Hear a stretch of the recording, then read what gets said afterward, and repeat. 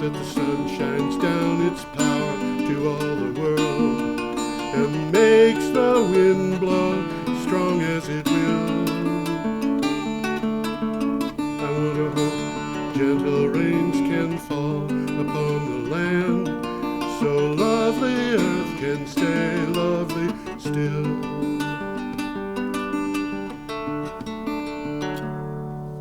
Hello, ladies and gentlemen. Welcome to the 335th edition of Energy Week. 335. 335. And I'm going to start off with our daily commercial. In order for BCTV to keep broadcasting Energy Week, we need to get donations. So I'm going to ask people who like this show to go to BrattleboroTV.org and make a donation. And if you put in the box below the donation amount there a little note saying that this is for Energy Week, we'll get credit for it. I think that's helpful. Yeah, it's helpful. Okay, every day I get up and go to the internet and look for news on energy and climate change. And what I find, the parts that I find interesting, go into my blog, which I post every day. It is called geoharvey.com, geoharvey.com. And I put up 10 to 15 articles every day. Each article is a synopsis of about 50 or 55 words with a link to the original article. About half of them. Which you have read.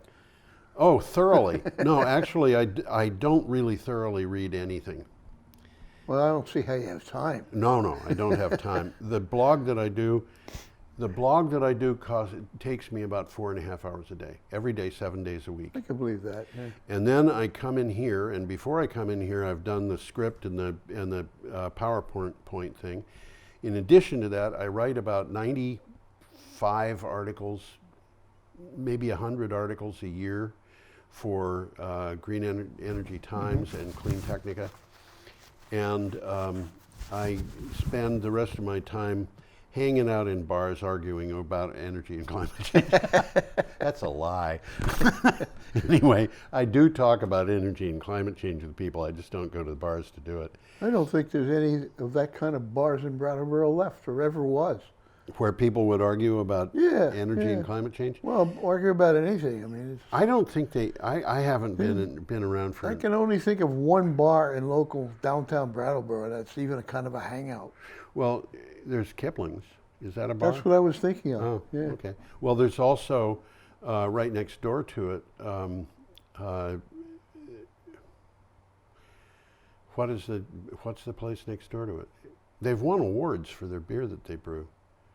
For their what? The beer that they brew. It's right next door to Kipling's. Oh yeah. I can't think of it, but they don't even brew it. They don't brew that there.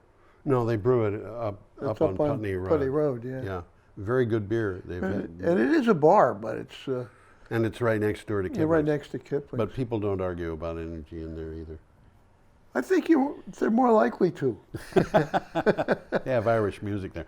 Anyway, we've got to get going. McNeil's, yeah. Absolutely, you're right. I'm glad you remembered that. We have to get going. We're starting on the 5th of September. If you like an article that you hear and you want to hear more, read more, you can go to the link. The easiest way to do that for a lot of these things is to go to the blog, geoharvey.com, and click on the date. We try to keep you updated on the date of the articles that we're talking about, and then go through the 10 to 15 articles for that Some date. of them are worth looking at. Some of them are very definitely worth looking at. I'll try to alert you if I think one of them's got some good features. Right. And now we've got a picture coming up now, to the first article, which is coming from CNN. Yeah, let's get that picture up there. This is not as distressing as some of the pictures that I've seen, but because this is, of course, a hurricane. Yeah, it's the results of the Hurricane Dorian that went through the Bahamas. Which that's was exactly what I'm going to say. This is what Hurricane Dorian did to the Bahamas. And you know, those houses must have been built very well to withstand what was going on down there, because that was a Category 5 hurricane. Donald Trump said that he had never, he did not remember ever having heard of a Category 4, 5 sleep on me, hurricane before. Although there had been three four of them already. There had been an average of 2 a year during his presidency. I have to say, on his behalf, it was not his fault that the hurricane came along, although we might blame him for a little bit of its energy. Well, this is an interesting one to look at. Yeah. Okay, it's a lot of pictures. There's 94 pictures of that hurricane on this website. On the website, yeah. And there's a 3-minute video, and it's quite grim. It's a helicopter flying over the area. Yeah. And then there's a small Weather Channel video of the Weather Channel talking. But the aerial photographs are kind of grim. What do you have for a title, Tom? This is what Hurricane Dorian did to the Bahamas. Yeah. And there's a couple of takeaways here. It was the strongest hurricane ever to make landfill in the Bahamas. And by the way, this is something I didn't know. There's more than 700 Bahama Islands. Yes. Stretching between Florida and Haiti. There's a gazillion of them. Yeah. All small islands. Yeah, this is a small country that's spread over a large area. Very much so. There are a couple of big islands, but most of these islands are tiny. Yeah, and the hurricane hit the northern part hard. The southern part was not hit. Well, that's just what I'm going to say. The storm barged through northern Bahamas, where there's not much tourism, by the way. Yes. And it devastated areas with few hotel rooms. And then it essentially stalled out and stayed there for a couple of days. Yes, that's a problem that's been coming up more and more often with We'll talk a little bit more hurricanes. about that later on, I should read this thing. The pictures coming out of the Bahamas in the wake of Hurricane Dorian are truly frightening. Whole neighborhoods were underwater. Apocalyptic destruction seemingly was everywhere. But it was not true that the entire country was flattened by the storm. And they're looking for tourists to go down and bring money into their economy, because there are reasons why tourists could go down and enjoy themselves there. Well, mostly when the tourists go down there, they go down there to Nassau. Yeah, which is much south. Way down in the middle of the country there. Much farther south than where the destruction and was up worst. Where it landed, there's nobody there but Bahamians. Poor people. Yeah. The people in this island got hit pretty bad. Well, I'll put the picture up again. But look at those buildings. Those look like they're expensive places to be. Some of them look like, they're not touristy, but they're not poor people. Yeah. Not slums. We should go on. Yeah, we got another one here. We have another item from CNN also. CNN does a pretty good job. Yeah, also on September 5th. What happened during CNN's climate town hall and what it means for 2020. 10 Democratic presidential candidates took to the stage for CNN's Climate Town meeting as Hurricane Dorian menaced the East Coast, and for a time when the impact of the warming Earth was no longer just a vision on a catastrophic future, but is increasingly visible. Well, if you want to watch what they said or listen to what they said, there's 10 videos on this website. Yes. Each one of them's got about 2 or 3 minute video talking about what they wanted to talk about. From the 40 minutes that were allocated to that person, they allocated 400 minutes for. Oh, did they? Yeah, this was a long event. You could have gone and watched it and eaten all your popcorn and fallen asleep and waked up in the middle of the night having to. They're doing something again tonight, aren't they? They are. But it's not about climate. It's a regular debate tonight. Okay. Well, the contenders offered voters an alternative to a president who views climate change as a hoax. And he slams their dreams in windmills, and he does. They all embrace the science of climate change. Well, we got a picture coming up. We do. And I will pull it up. It is a picture of the Ollie 2 autonomous shuttle. Very interesting little thing. It's a little bus without a driver. Yes. And it just drives around a campus. This thing doesn't go from town to town. It reminds me of a scary science fiction movie. Really. I mean, it looks like, I forget the name of them. Total Recall, I think, had Arnold Schwarzenegger in it. And he was in a little thing that was a taxi that had a robotic driver that looked like a complete goof. But This is from This Clean doesn't Technical. have a robotic driver that you can see anyhow. No, it doesn't, but it drives around with no driver. And What's interesting, let's get into it. okay, Local Motors, which is the name of the company, will introduce its Ollie 2 autonomous shuttle this fall. Ollie is designed to provide shuttle service at colleges, hospitals, military installations, and other campus environments. As long as it stays within the confines of its space, the space it's configured for, it is capable of level 4 autonomy and requires no human driver or attendant, but look out when he gets outside of that area.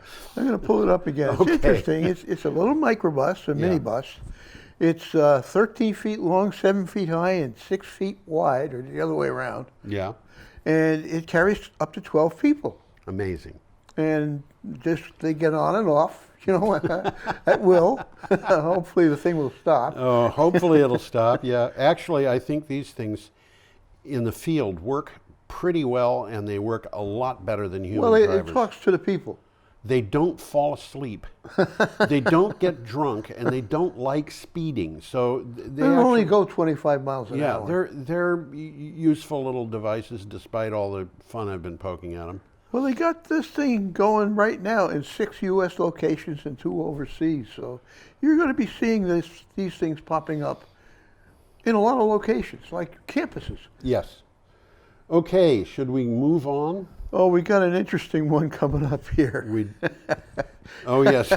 Well, what can I say? It's not my fault. man. Why don't you put on I think I'll put instead of us that here. We can talk thing about there. it. This is from This is Clean not our Technica. words. This is, No, this is, and this this is this is also September 6th. So go ahead.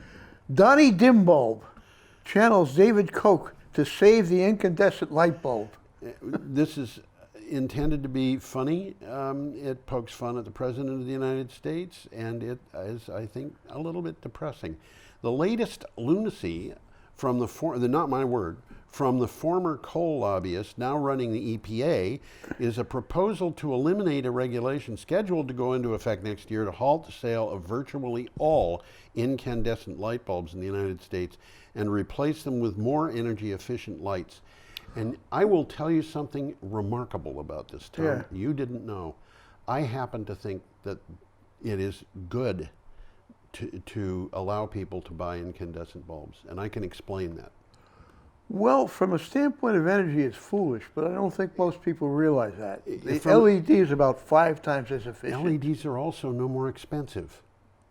And Not anymore. they last 25 times as long, so they Yep. wind up being really, really, really cheap by comparison. Absolutely. But there are things that you can do with LEDs that you cannot do with incandescent bulbs that you can't do with fluorescent or LEDs. Yeah, what are they? Well, my brother lived in Africa for a long time, in sub-Saharan Africa, in an area that was a rainforest area, and he told me that clothes all got mildewed, Yeah.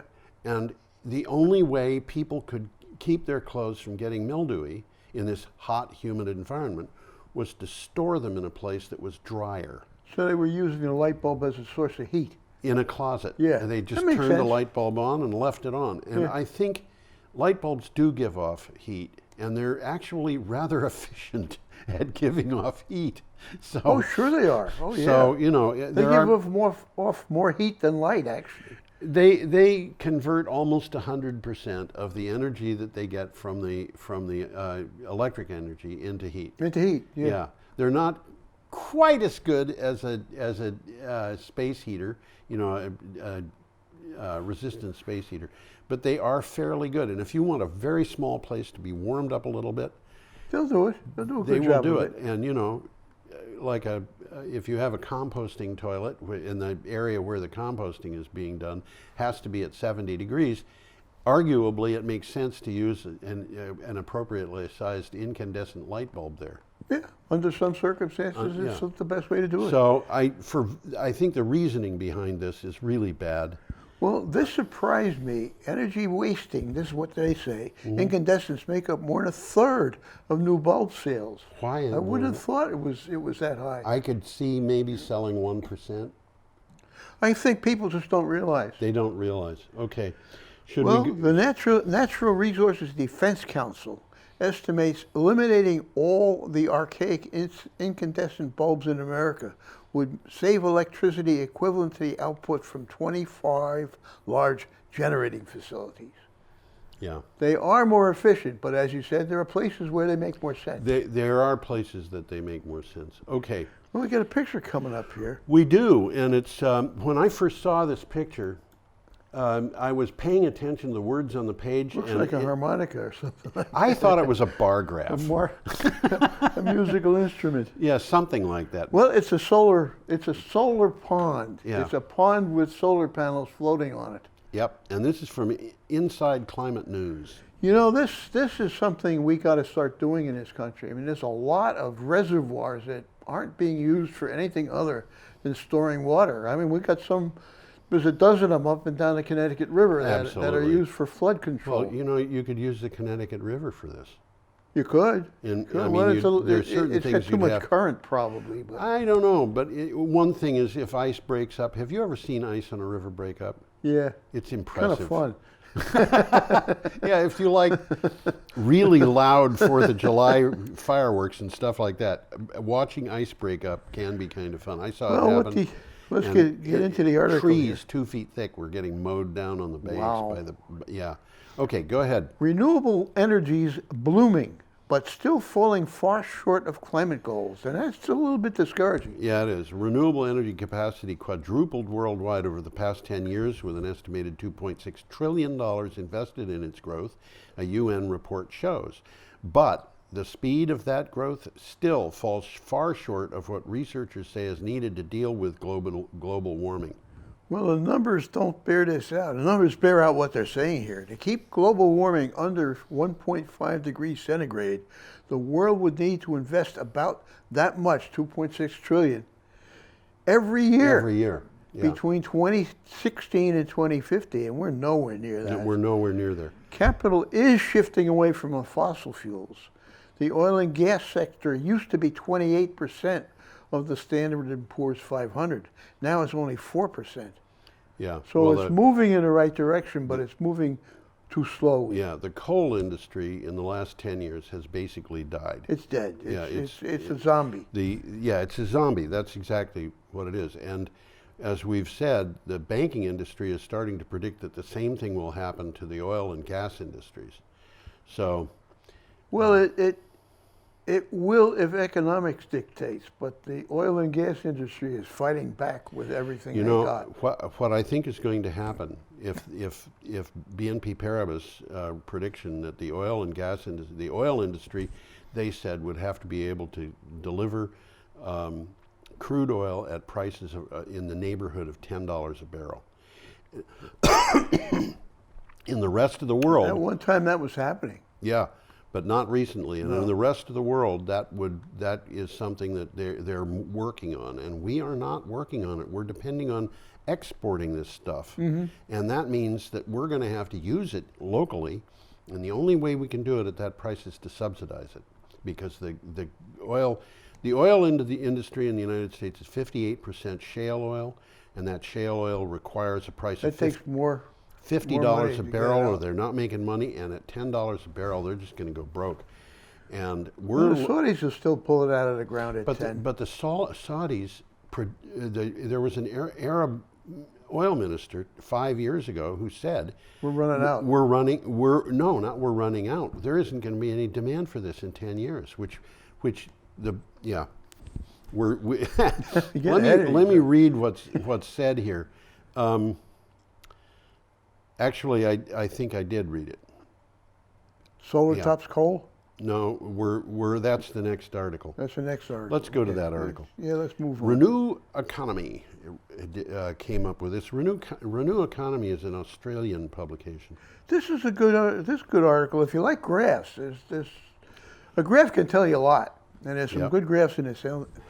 Well, anyhow, what it says is solar tops coal as the world's biggest source of new capacity over the past decade.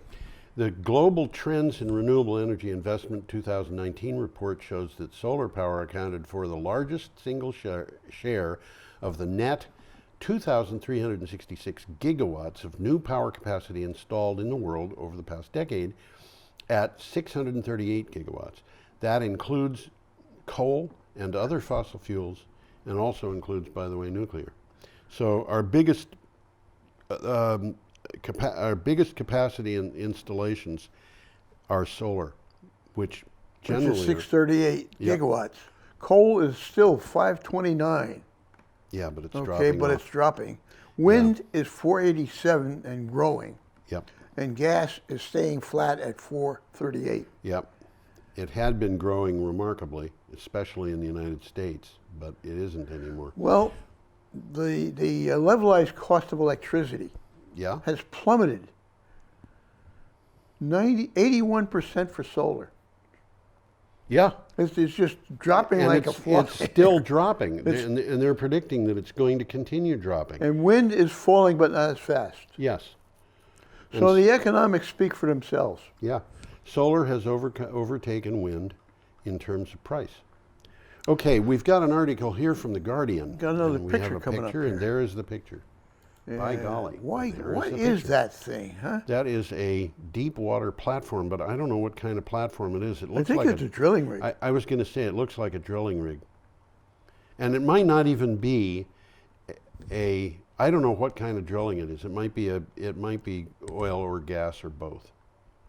Anyway, Well, oil and gas companies are undermining climate goals. That's what the article says. we knew that, didn't we? Major oil and gas companies have invested $50 billion in projects that undermine global efforts to avert runaway climate change, according to a report. The report from financial think tank Carbon Tracker analyzed individual projects for climate effects. Well, extreme fossil fuel investments have surged under Donald Trump.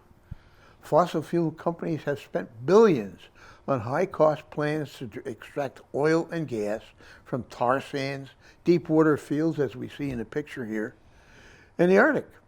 And shale and fracking. And you remember that we had an article last show or the one before where there was a fellow who was a CEO of a fracking company who said fracking was an absolute disaster for investors. Yeah. Well, it's interesting because they know what's going on, and yet they're still investing heavily Yeah. in conventional methods. Yeah. And what are they going to do? I don't know. And I don't see how they could.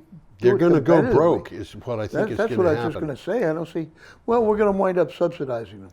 I think we're going to, which is really outrageous when you consider what they've been up to.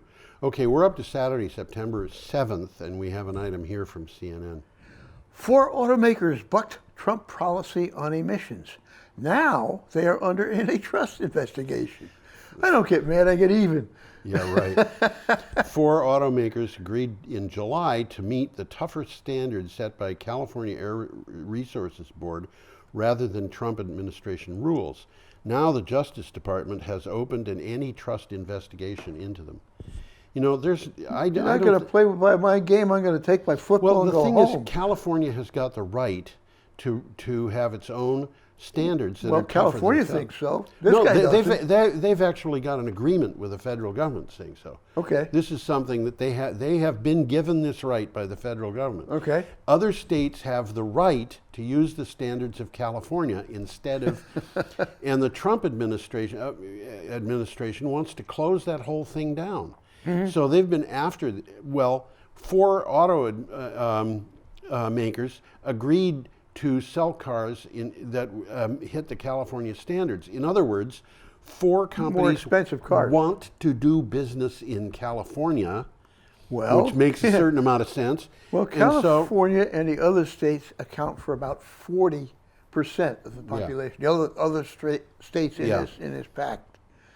So there's money there. But, you know, they're not allowed to collude. So the fact that they're all doing the same thing, which is saying, we want to do what California's asking us to do. They're colluding. Oh, boy. I mean, there's no evidence, as far as I know, that they're colluding on anything. But, you know, the Trump administration is investigating them, which kind of goes to show you how crazy things are. He's also doing a lot of tweets about this. Oh, boy. By the way, the 4 car companies are Ford, BMW, Honda, and Volkswagen. Yeah, well, you know, they're pretty rough characters in those companies. Okay, we've got an item coming up from Clean picture Technica. coming up here, We too. have a picture Of which making is a car. making a car. This is an interesting article to me. Hydrogen this is very interesting to me too. Yeah. Hydrogen could replace coke in steelmaking and lower carbon emissions dramatically. Okay, Coke, for anybody who doesn't know, is not Coca-Cola or cocaine. It is a fossil fuel, if you will. Well, coke is to coal as charcoal is to wood. Yeah, it's a specialized form of coal, if you will. Exactly. I don't know if it is met coal or it comes from met coal. Met coal being metallurgical coal. In order for it to work properly, they will take met coal and cokeize it. Oh, okay. That explains that. Industry depends on steel to make everything from consumer goods to buildings, but steel making accounts for about 9% of all carbon emissions. A report claims hydrogen could replace coke for making 10 to 50% of all steel by the year 2050. Well, what it says here is iron ore is smelted in huge blast furnaces that use coke to turn iron into steel. Yeah. Okay? They emit huge amounts of carbon dioxide. Yes. I read something like 9% of all carbon dioxide that's what it comes said from there. steel. Bloomberg NEF claims hydrogen can do everything coke does in the steelmaking process. I'm not really sure on that one. That one Well, strikes me that's as what being that's what Bloomberg is saying. possibly a little bit wrong. I know that they need carbon in the steel. It's carbon steel a lot of the time, so they need a small amount of carbon. I don't know that it has to come from coal. No, you're right there. Well, in any case, reducing carbon emissions from the steel mills significantly. Oh, well, that's if you I'm getting ahead of myself. If Okay. you reduce the coke, if you replace the coke with hydrogen, Yes. it will replace the CO2 emissions. Yeah, oh yeah. Okay. Okay. And hydrogen technology, based on lower cost renewable hydrogen, will be competitive with coal-based plants. Okay. That's the future. It's not competitive yet. Okay, we're up to September 8th, which is Sunday, and we've got an item from the Hindu Business Line. We certainly do. Gujarat says no to new thermal plants. This is important. Gujarat is a state in India, and it's in the northwest. Yeah, and it's got a lot of people living in it. In a major development, the government of Gujarat has decided not to allow any new thermal power plants to be built in the state from now on. The decision comes following the state government's commitment to encourage clean environment and green energy in the state. And you know, there's something that I missed in this article. It might be in the article and I just didn't see it. And that is whether thermal power plants include nuclear. I didn't catch that. I didn't either. catch And that nuclear either. plants are technically thermal power plants, but they're They saying can be said they're renewable. I don't know. It's an argument. It's an argument that hasn't been settled yet. I would come down on their not being renewable at all. But Well, one thing for sure, they're low carbon. they're low carbon. Yes. And the state government has sworn they're only going to use renewables. So Yeah, we don't know what they're really talking it's about. possible that they're excluding nuclear, and it's possible that they're not. I don't know. Okay, We've got another one coming up. We're this going is to start from the with a Guardian. picture. And come on.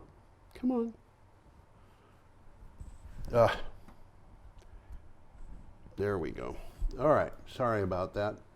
Yeah, we're going to start off with more a computer picture problems. here. This is the Blob. It certainly is. It's kind of scary, too. Okay, this is from I already said the Guardian. Marine heat wave hits the Pacific, raising fears of a new hot blob. The ocean off the west coast of North America is 5 degrees Fahrenheit hotter than usual after put it back warming up. at an unusually rapid rate.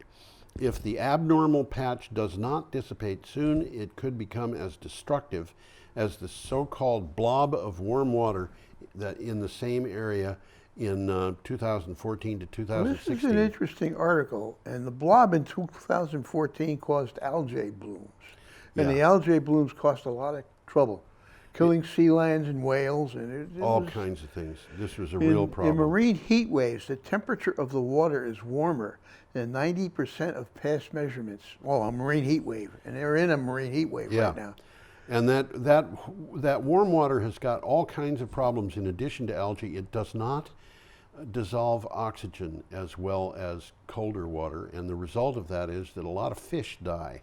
And a lot of other marine life dies, and of course anything that depends on them dies because there isn't fish to eat. And So the bottom line is this is not good for the climate. it's not good for the climate. I mean, you look at that thing. It's almost the same thing. Yeah, in September 2019, the whole west coast of the United States is being hit by higher temperature water. And what is that going to do? I'm not exactly sure. It might mean, if it hangs around for a while, that we would have bigger snowpack this year than usual because there'd be a lot of Moisture in the air. But I just don't know. Okay, any more about that? Well, looking at the picture, scary enough. It is. Let's get away from this. Our next item is from Motley Fool. Uh-huh. Yeah.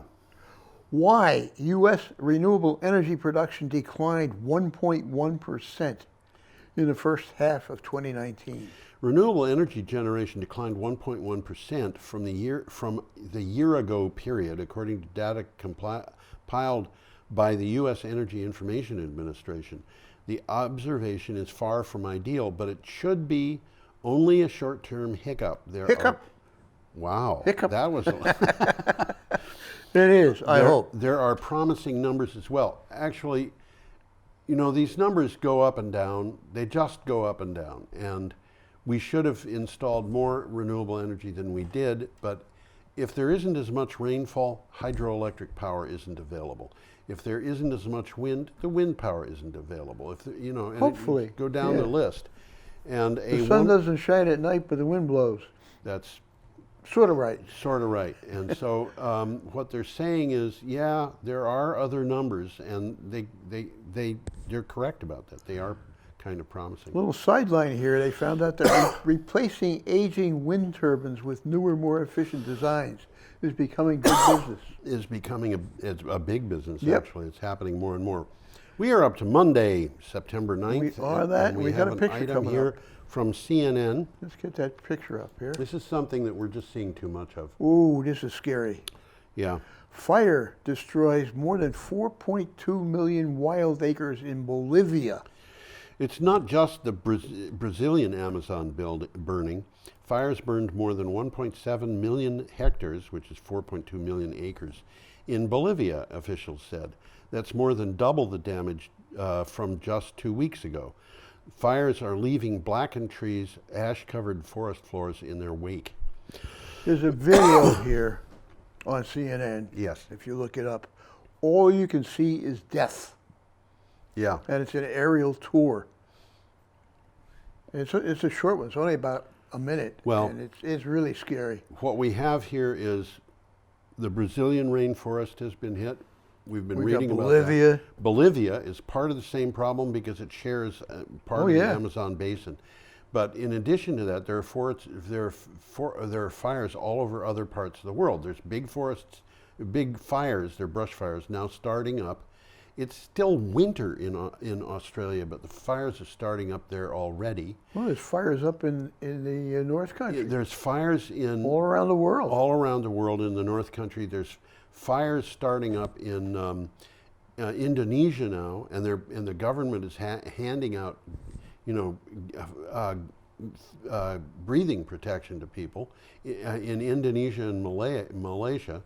And this is a serious problem because the trees that are being killed, the trees that are burning, are the carbon sinks that we're dependent on to take carbon out of the atmosphere. Well, what the article says, the majority of fires are in protected natural areas and in forests. Yeah. Okay, and unfortunately, we've talked about this, a lot of these fires are man-made. Yes. People are trying to clear the forest to grow something, Yes. and it spreads. Yep. Bolivia is losing a large part of its biodiversity that is also a water provider. So that's going to be second-order consequences. This is big problems. We're going to have people go into the field and correct this. And by that I mean we're going to have to do reforestation all over the planet. And I think that's one of the big jobs the kids who are just going through school now are going to have. It's not filtering down, but that's inevitable. Yeah. Okay, our next item is from the State Press, which I'm assuming is the Arizona State. Arizona State University. Working together to meet solar sustainability goals. Arizona State University and the city of Phoenix have been working together to build their sustainability goals, practices. Both credit their strong relationship as a reason they were able to meet many of their goals. ASU set ambitious sustainability goals in 2011. Well, they got one thing going. They call it the Red Rock Solar Project. And it's a collaborative venture between Arizona State and the electric utility. Okay, and they're requiring that ASU, the school, purchase 65 million kilowatt hours from APS every year for 20 years. Mm-hmm. That's a significant amount. It is. And 50% of Arizona State's daily energy right now comes from solar. And they're in a good place for it. There's sun in Arizona. They're in a good place for it. Okay, we've got an item here from VN Express International. I think we got a picture coming We up. do. I put it up on the thing already. And there it is. VN Looks like is, Manhattan Island, but it's not. VN is Vietnam. Yeah, that's Southeast Asia's largest solar farm, and it's beginning operations. Mm-hmm. That's in Vietnam. Yep. A 420 megawatt solar power project, the largest of its kind in Southeast Asia, has officially started production in Tay Ninh province. The $391 million complex covering 540 hectares, which is... That's 6 square miles. Yeah. That's a lot. This is big. This is big. Lies on semi-submerged land at Vietnam's largest artificial lake. And I'm going to pull a you picture can up see again. that Yeah. there. And I didn't realize that, but it's like on a swamp. right, it's about 84 times the size of the big solar array that's at Brattleboro's landfill. 84 times? 84 times. Wow. That's putting it into perspective. Yeah. And that solar array at the landfill was at one time the largest solar array in Vermont. It isn't anymore, but it Is that was. so? Yeah. They had a special exemption on that, too. They did, but there has been another array, I think, that was put up that was 20 megawatts. They're, Okay. That's the way, that's the trend. Yep. We are up to September 10th, which is Tuesday, and we have an item from Clean Technica.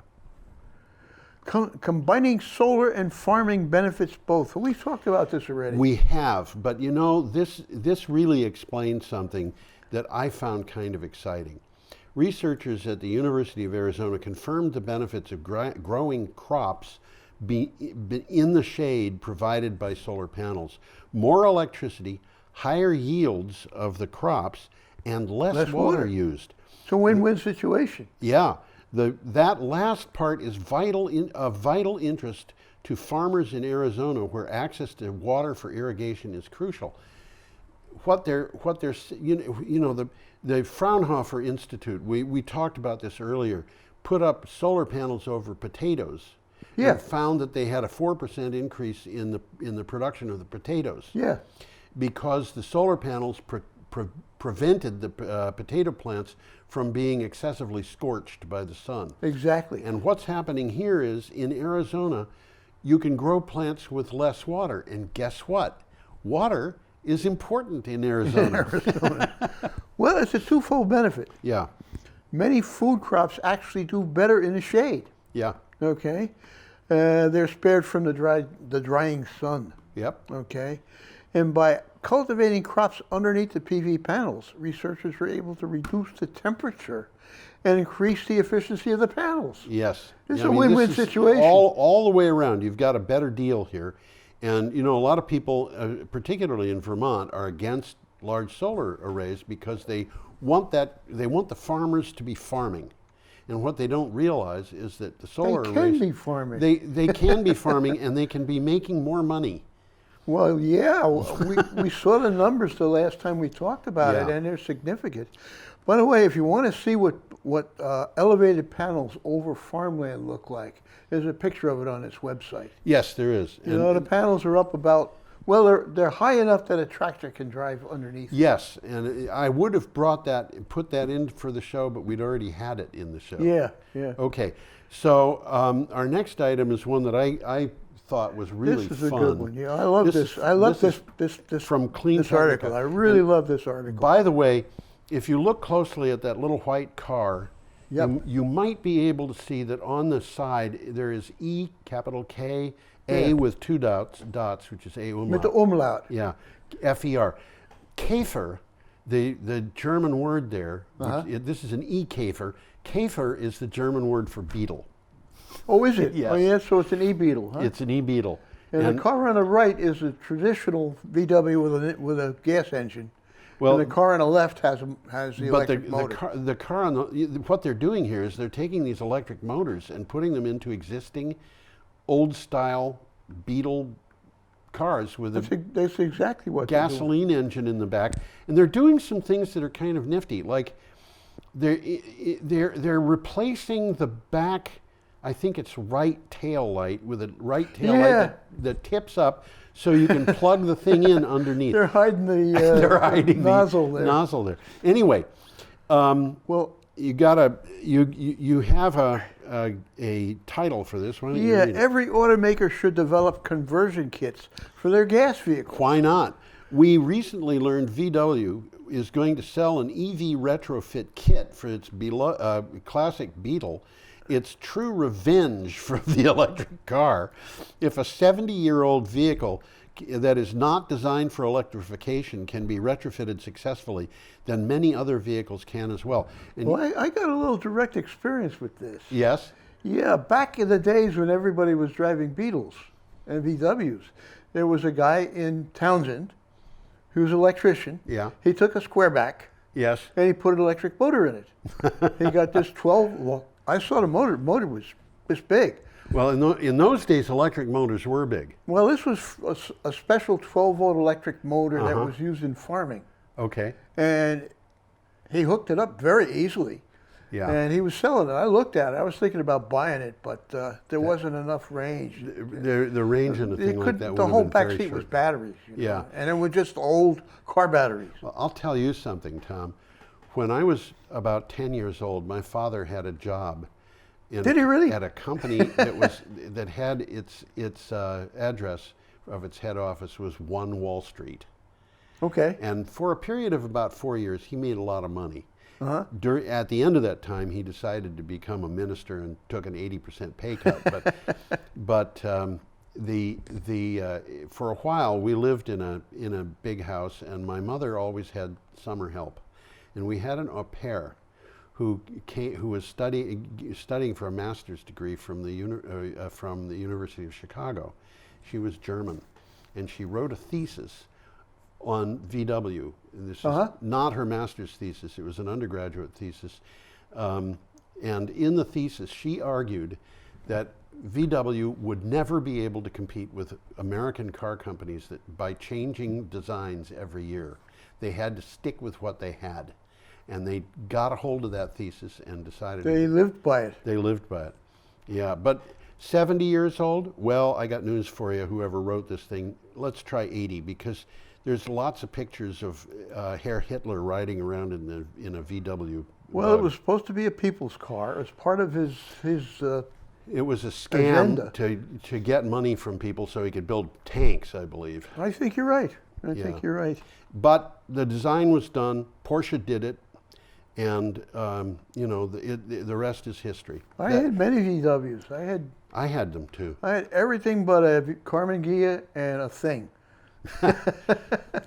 I had two many. VW Bugs, and I was absolutely astonished at how good a car that thing was. Yeah, they were good. They were a good little car. They were. Okay.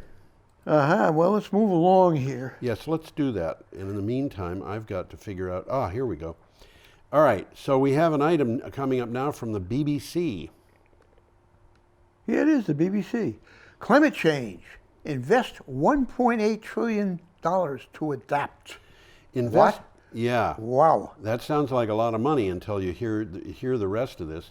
Investing $1.8 trillion over the next decade, which is only, what is that, $180 billion a year, I mean, $180 billion isn't that much money. They could mail me to that amount.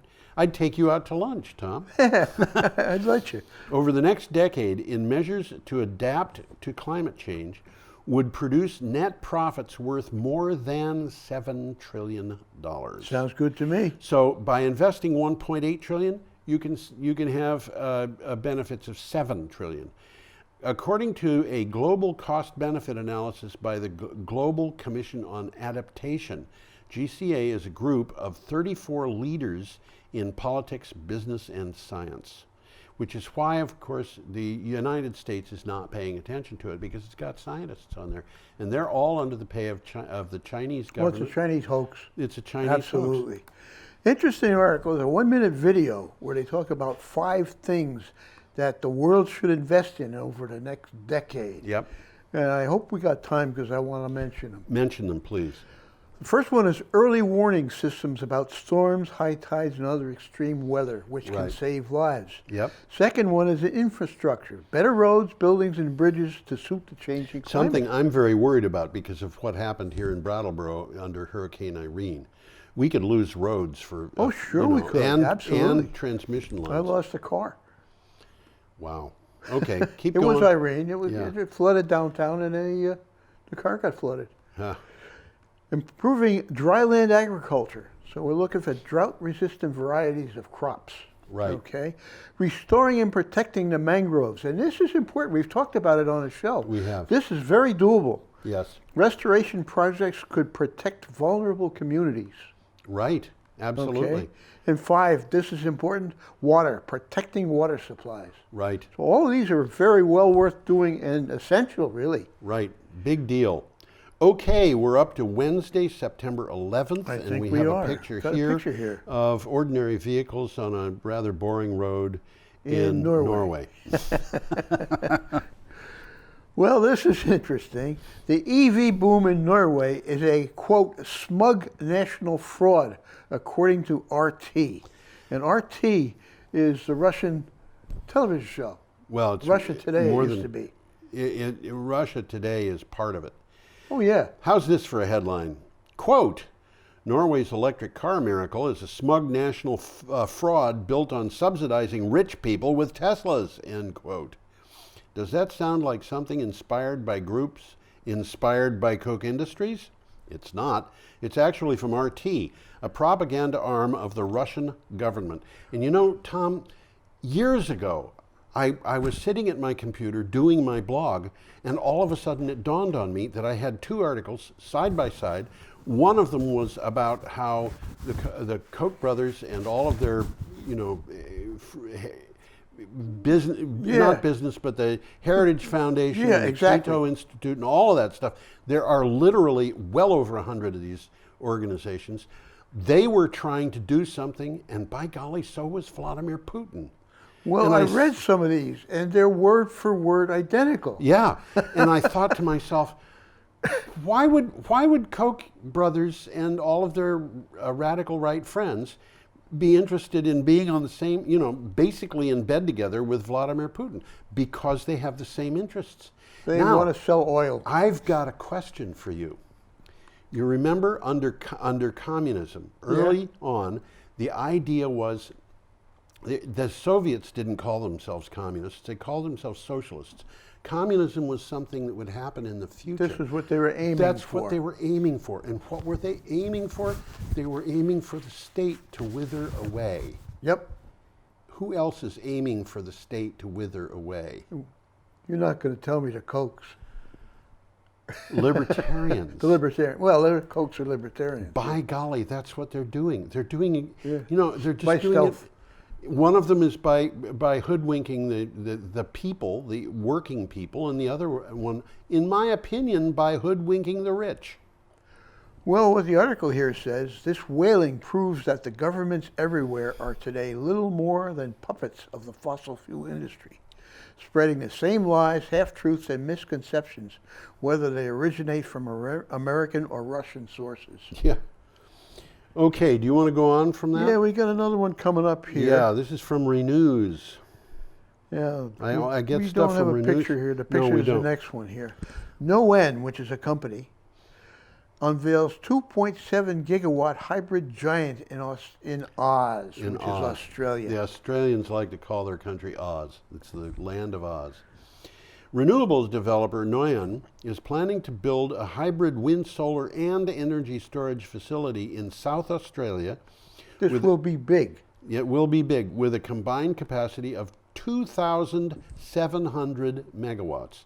Now, that's 1.2 gigawatts, guys, or 2,007 gigawatts. 2.7 gigawatts, yeah. and this is 2,700 megawatts. Compare that with Vermont Yankee's 640 megawatts. So this is, 4 times as big. And Vermont Yankee produced enough power for the state of Vermont. It didn't sell all its power to Vermont. Vermont got some of its power elsewhere, but it would have done it. The Goyan South project aims to deliver 1.2 gigawatts of wind, 100 megawatts of solar, and 900 megawatts of energy storage capacity.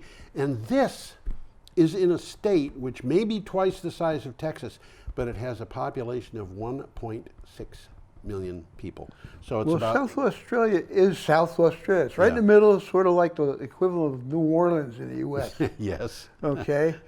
And they want to link their power to New South Wales, which is where the people live in Australia. Right. And basically, they got long-term plans to turn South Australia into an energy park. Yep, yeah. Absolutely. Now, the thing that's interesting about this, South Australia is where Elon Musk made that bet on that big 100 megawatt battery and said, I can put this in 100 days. Oh, it was South Australia. That was South Australia. And South Australia, on the basis of that, started looking seriously into aggregated power, microgrids, all kinds of things. They signed a whole bunch of contracts. And then the Labor government, which is what we would call liberal, got voted out of power. And the Liberal government, which was what we would call very conservative, got voted in, and they said, we're going to cancel all those contracts.